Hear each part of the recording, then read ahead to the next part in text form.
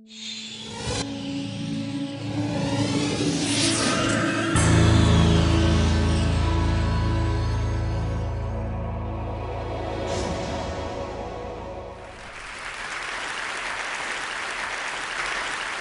here to talk about the wonder and the mystery of conscious minds.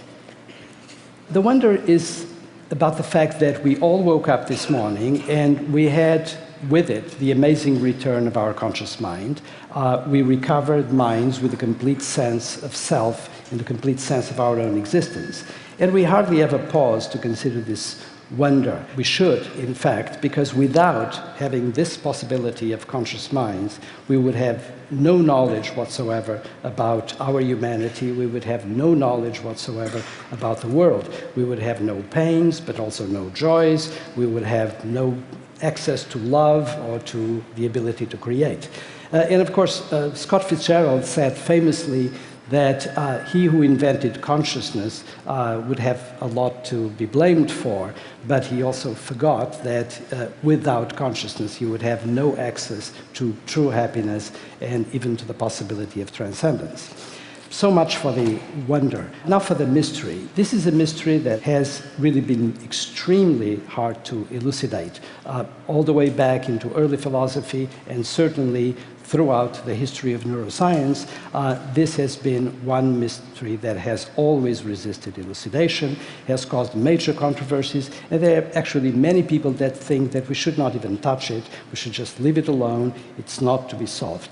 I don't believe that, and I think the situation is changing. It would be ridiculous to claim that we know how we make consciousness in our brains, but we certainly can begin to approach the question, and we can begin to see the shape of a solution. And one more wonder to celebrate is the fact that we have imaging technologies that now allow us to go inside the human brain and be able to do, for example, what you're seeing right now. These are images that come from Damasio's lab and which show you in a living brain the reconstruction of that brain. And this is a person who is alive. This is not a person that is being studied at autopsy. And even more, and this is something that one can be really amazed about, is what I'm going to show you next, which is going underneath the surface of the brain and actually looking in the living brain at real connections, real pathways. So all of those colored lines correspond to bunches of axons, the fibers that join cell bodies to synapses, and I'm sorry to disappoint you, they don't come in color, but at any rate, they are there. The colors are codes for the direction, for whether it is back to front or vice versa. At any rate, what is consciousness? What is a conscious mind? And we could take a very simple view and say, well, it is that which we lose when we fall into deep sleep without dreams, or when we go under anesthesia, and it is what we regain when we recover from sleep or from anesthesia. But what is exactly that stuff that we lose under anesthesia or when we are in deep, dreamless sleep? Well, first of all, it is a mind, which is a flow of mental images. And of course, consider images that can be sensory patterns, visual, such as you're having right now in relation to the stage and me, or auditory images, as you're having now in relation to my words. That flow of mental images is mind. But there is something else that we're all experiencing in this room. We are not passive exhibitors of visual or auditory or tactile images. We have selves. We have a me that is automatically present in our minds right now. We own our minds, and we have a sense that it's every one of us that is experiencing this, not the person who is sitting next to you. So in order to have a conscious mind, you have a self within the conscious mind. So a conscious mind is a mind with a self in it. The self introduces a subjective perspective in the mind, and we are only fully conscious when self comes to mind. So what we need to know to even address this mystery is, number one, how minds are put together in the brain, and number two, how selves are constructed. Now, the first problem is relatively easy. It's not easy at all, but it is something that has been approached gradually in neuroscience. And it's quite clear that in order to make minds, we need to construct neural maps. So imagine a grid like the one I'm showing you right now, and now imagine within that grid, that two-dimensional sheath, imagine neurons. And picture, if you will, a billboard, a digital billboard, where you have elements that can be either lit or not. And depending on how you create the pattern of lighting or not lighting the digital elements, or for that matter, the neurons in the sheath, you're going to be able to construct a map. This is, of course, a visual map that I'm showing you, but this applies to any kind of map, auditory, for example, in relation to sound frequencies, or to the maps that we construct with our skin in relation to an object that we palpate. Now, to bring home the point of how close it is, the relationship between the grid of neurons and the topographical arrangement of the activity of the neurons and our mental experience, I'm going to tell you a personal story. So if I cover my left eye, I'm talking about me personally, not all of you. If I cover my left eye, I look at the grid pretty much like the one I'm showing you. Everything is nice and fine and perpendicular. But some time ago, I discovered that if I cover my left eye, instead, what I get is this. I look at the grid, and I see a warping at the edge of my central left field. Very odd. I've analyzed this for a while. But some time ago, through the help of an ophthalmologist colleague of mine, Carmen Puliafito, who developed a laser scanner of the retina, I found out the following. If I scan my retina through the horizontal plane that you see there in the little corner, what I get is the following. On the right side, my retina is perfectly symmetrical. You see the going down towards the fovea, where the optic nerve begins, but on my left retina, there is a bump, which is marked there by the red arrow, and it corresponds to a little cyst that is located below. And that is exactly what causes the warping of my visual image. So just think of this. You have a grid of neurons, and now you have a plain mechanical change in the position of the grid, and you get a warping of your mental experience. So this is how close your mental experience and the activity of the neurons in the retina, which is a part of the brain located in the eyeball, or, for that matter, a sheath of visual cortex. So from the retina, you go on to visual cortex, and of course the brain adds on a lot of information to what is going on in the signals that come from the retina. And in that image there, you see a variety of islands of what I call image-making regions in the brain. You have the green, for example, that corresponds to tactile information, or the blue that corresponds to auditory information. And something else that happens is that those image-making regions, where you have the plotting of all these neural maps, can then provide signals to this ocean of purple that you see around, which is association cortex, where you can make records of what went on in those islands of image making. And the great beauty is that you can then go from memory out of those association cortices and produce back images in the very same regions that had perception. So think about how wonderfully convenient and lazy the brain is. So it provides certain areas for perception and image making, and those are exactly the same that are going to be used for image making when we recall information. So far, the mystery of the conscious mind is diminishing a little bit because we have a general sense of how we make these images. But what about the self? The self is really the elusive problem.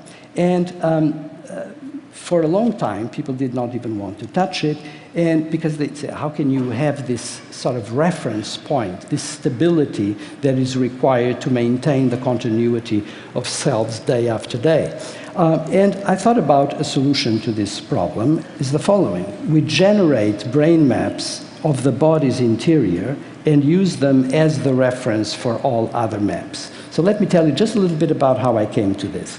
I came to this because if you're going to have a reference that we know as self, the me, the I in our own processing, we need to have something that is stable, something that does not deviate much from day to day. Well, it so happens that we have a singular body. We have one body, not two, not three, and so that is a beginning. There is just one reference point, which is the body. But then, of course, the body has many parts, and things grow at different rates, and they have different sizes in different people. However, not so with the interior. The things that have to do with what is known as our internal milieu, for example, the whole management of the chemistries within our body, are in fact extremely maintained day after day for one very good reason. If you deviate too much in the parameters that are close to the midline of that life-permitting survival range, you go into disease or death. So we have an inbuilt system within our own lives that ensures some kind of continuity. I like to call it an almost infinite sameness from day to day. Because if you don't have that sameness physiologically, you're going to be sick or you're going to die. So that's one more element for this continuity. And the final thing is that there is a very tight coupling between the regulation of our body within the brain and the body itself, unlike any other coupling. So, for example, I'm making images of you, but there's no physiological bond between the images I have of you as an audience and my brain. However, there is a close, permanently maintained bond between the body regulating parts of my brain and my own body. So here's how it looks.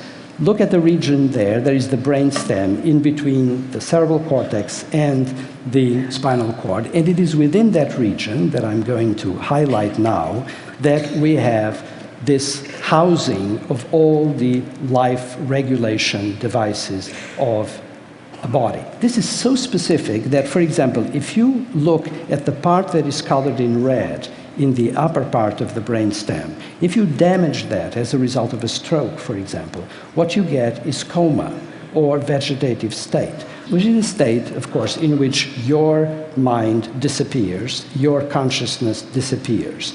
What happens then actually is that you lose the grounding of the self, you have no longer access to any feeling of your own existence, and in fact there can be images going on, being formed in the cerebral cortex, except you don't know they're there.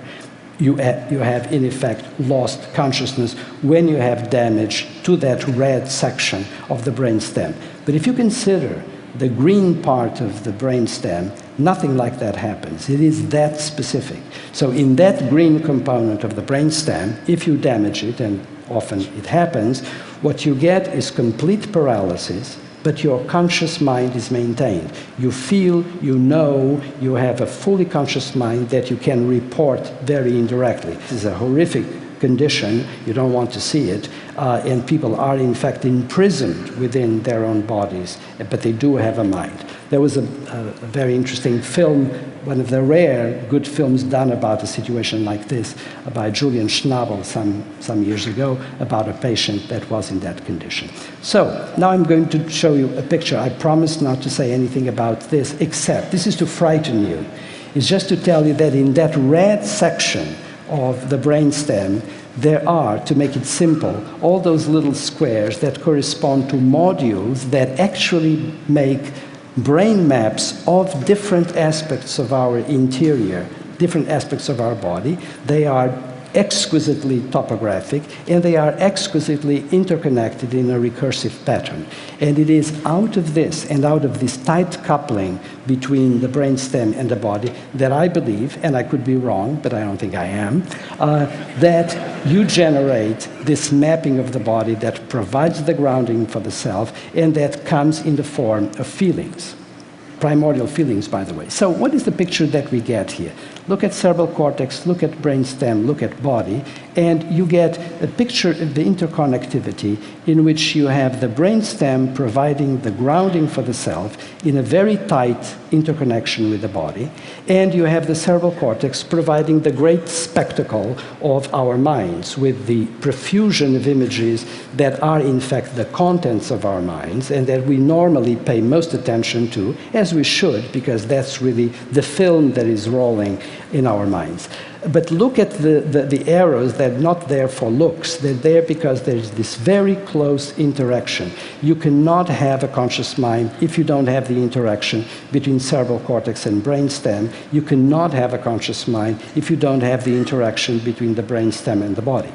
Another thing that is interesting is that the brainstem that we have is shared with a variety of other species. So throughout vertebrates, the design of the brainstem is very similar to ours, which is one of the reasons why I think those other species have conscious minds like we do, except that they're not as rich as ours because they don't have a cerebral cortex like we do.